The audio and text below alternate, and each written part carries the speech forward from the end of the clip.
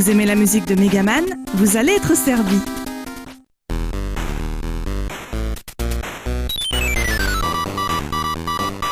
Dans le jeu de plateforme DuckTales, développé par Capcom pour la NES en 1989, vous avez le plaisir de retrouver le compositeur emblématique de la série des Megaman, Sakaguchi Yoshihiro. Le jeu librement inspiré du dessin animé La Bande à Picsou, diffusé entre 1987 et 90, donne d'ailleurs une impression de déjà-vu sur d'autres plans que celui de la bande originale.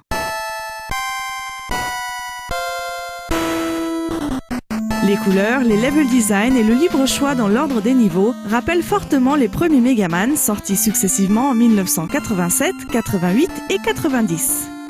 Ceci est notamment dû au fait que quelques personnages clés de l'équipe de développement de Megaman, comme par exemple Inafune Keiji, participent à la création de DuckTales. CQFD. Mais qu'en est-il donc de cette bande originale ?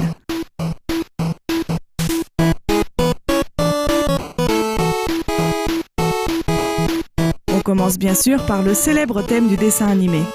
Il vient de la plume de Mark Müller qui a notamment composé le générique de Tic et Tac, les Rangers du Risque.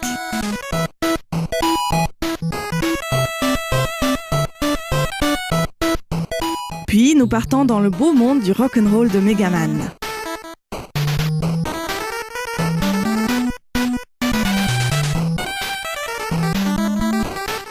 Joliment casée sur des gammes de blues, avec toujours un rythme plein de groove, la bande originale de DuckTales nous rappelle Megaman par ses timbres, traitements, mélodies et percussions.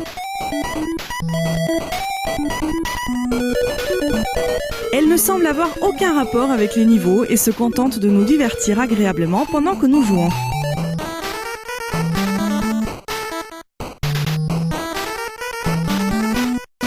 Les influences du rock'n'roll deviennent encore plus évidentes dans l'utilisation de la voix mélodique, qui parfois se mettra à imiter un beau solo de guitare électrique.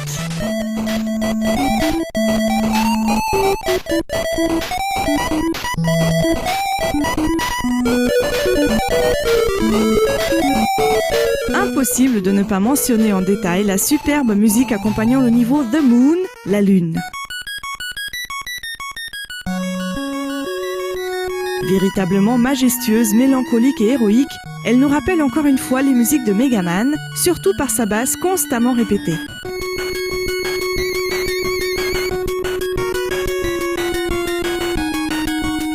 Décomposons un peu cette belle musique. Des petites notes aiguës et brillantes nous font penser à des étoiles qui scintillent dans le ciel. La mélodie qui part du bas vers le haut pourrait très bien imiter un vaisseau spatial sur son trajet vers la Lune. La mélodie chantante et mélancolique est très éloquente, si bien qu'il pourrait presque s'agir d'une musique de victoire ou de fin du jeu. Les niveaux peuvent être joués dans un ordre libre, mais si on suit les indices dans le jeu, c'est tout de même sur la Lune qu'on sera en dernier. Cette musique correspondrait donc réellement à la fin du jeu.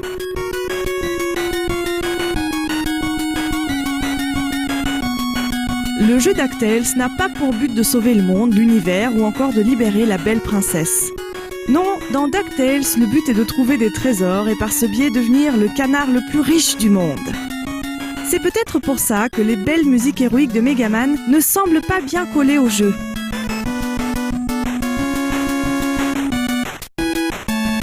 Finalement, ce n'est pas la magnifique mélodie de la Lune que l'on entend quand on a terminé DuckTales, mais de nouveau le générique du dessin animé. Il replace le jeu dans son contexte et reste au final le seul élément de la bande originale qui a un rapport direct avec le contenu de DuckTales.